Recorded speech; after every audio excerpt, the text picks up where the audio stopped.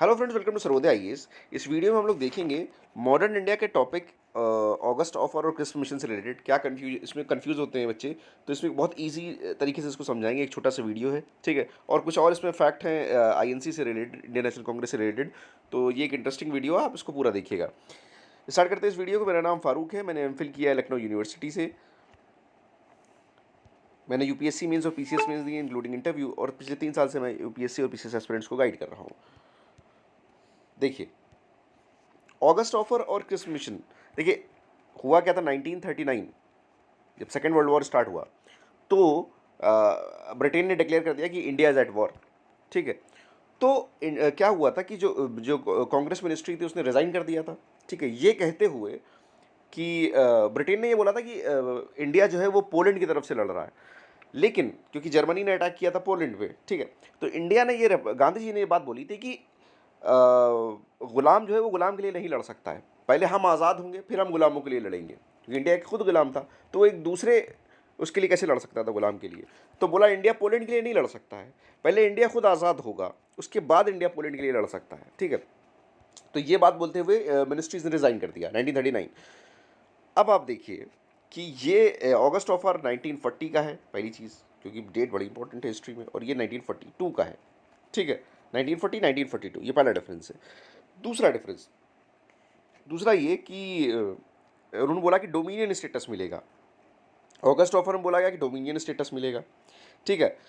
अच्छा, 19 आप देखते हैं कि पूर्ण जो आपका स्वराज है वो आपका 29 में मांग लिया गया था, ठीक है।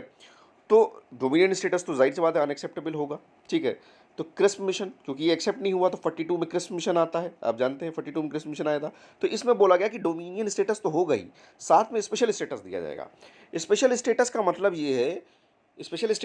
ये है कि आप गुलाम हैं लेकिन आप स्पेशल गुलाम होंगे, ठीक है। जैसे और लोग बैठे हैं ज़मीन पे, आपको बैठाया जाएगा कुर्सी पे। एक मैं मिसाल के तौर पर बोल रहा हूँ। स्पेशल गुलाम का मतलब ये कि आप कॉमनवेल्थ को छोड़ भी सकते हैं, ज्वाइन भी कर सकते हैं, आपके पास ये वो होगी, ठीक है, विजडम होगी, ठीक है। स्पेशल स्टेटस आपके पास होगा, ठीक है। तो यहाँ बोला गया डोमिनियन स्टेटस, यहाँ बोला गया dominion status plus special status होगा आपके पास, ठीक। उसके बाद बोलते हैं यहाँ पर आपका वॉर काउंसिल बनेगा। यहाँ बोल रहे हैं कि वॉर काउंसिल में और ज़्यादा इंडियंस होंगे, ठीक है। तो आप देखेंगे यहाँ से थोड़ा सा और रिलैक्स करके चीज़ों को बढ़ाया गया। ये दोनों ही ऑफर्स से क्या किया जा रहा था, इंडियंस को मनाया जा रहा था कि भैया ब्रिटेन की तरफ से हम लोग लड़े वहाँ पर सेकेंड वर्ल्ड वॉर में, ठीक है। उसके बाद इसके आगे बढ़ते हैं, कॉन्स्टिट्यूएंट असेंबली आफ्टर वॉर।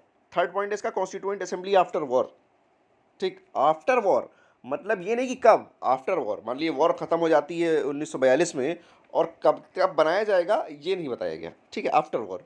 लेकिन यहाँ पर देखिए constituent assembly just after war, जैसे ही वॉर खत्म होगी फ़ौरन ही, क्रिस्प मिशन बोलते हैं, जैसे ही वॉर खत्म होगी फ़ौरन ही बना देंगे हम कॉन्स्टिट्यूएंट असेंबली, जो कि आपका कॉन्स्टिट्यूशन बनाएगा।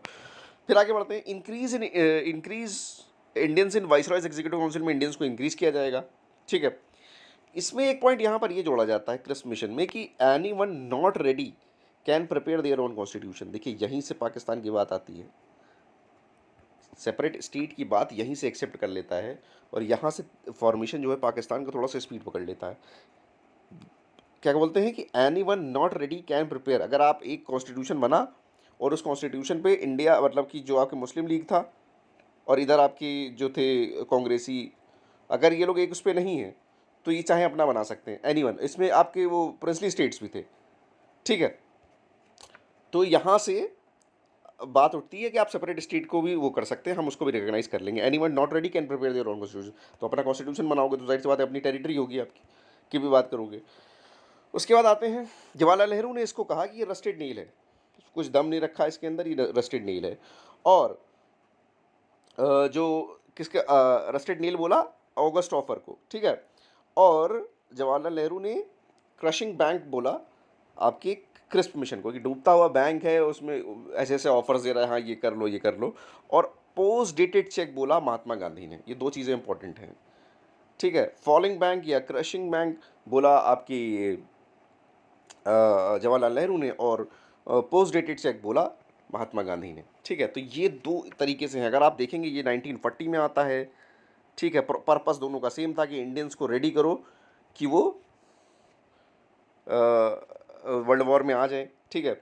गांधी जी ने ये बोल के रिज़ाइन कराया था कि एक गुलाम दूसरे गुलाम के लिए नहीं लड़ सकता है, पहले हमारी इंडिपेंडेंस की बात करो, हमें इंडिपेंडेंस दो, फिर हम दूसरों के लिए लड़ेंगे। तो ये था आपका ऑगस्ट ऑफर और क्रिस्प मिशन। इसके बाद अगर हम देखें तो आईएनसी के कुछ और फैक्ट मैं आपको बता देता हूँ। 1911 जनगण मन, ठीक है, वो कलकत्ता सेशन में गाया गया था। 1911 में जनगण मन कलकत्ता सेशन में गाया गया था। INC session where wearing of khadi was compulsory 1917 1917 जिसमें एनी बेसेंट थी। प्रेसिडेंट कौन थी? Annie Besant. उसके बाद फिर वंदे मातरम फर्स्ट टाइम को 1896 कलकत्ता सेशन में, 1896 कलकत्ता सेशन में, ठीक है। यंगेस्ट प्रेसिडेंट थे मौलाना आज़ाद, यंगेस्ट प्रेसिडेंट थे मौलाना आज़ाद। और 1920 में इनिशियली लाला लाजपत राय प्रेसिडेंट को प्रेसिडेंट बनना था, लेकिन लेटर ऑन विजय राघव बने थे, लेटर ऑन विजय राघव बने थे, ठीक है। 1911 में कैपिटल भी ट्रांसफ़र हुई थी, ठीक है, दिल्ली टू कैलकाटा, दिल्ली टू कैलकाटा। तो ये फैक्ट्स थे सारे, मैं इसको उस पर डाल दूंगा। अरे राइटिंग के लिए मैं सॉरी चाहता हूँ, एक्चुअली ये टाइम कम है और ये मेरे रफ में लिखा हुआ था, तो मैंने सीधे ही वो बना दिया इसी के ऊपर, ठीक है वीडियो। मिलते हैं नेक्स्ट वीडियो में। Thank you very much.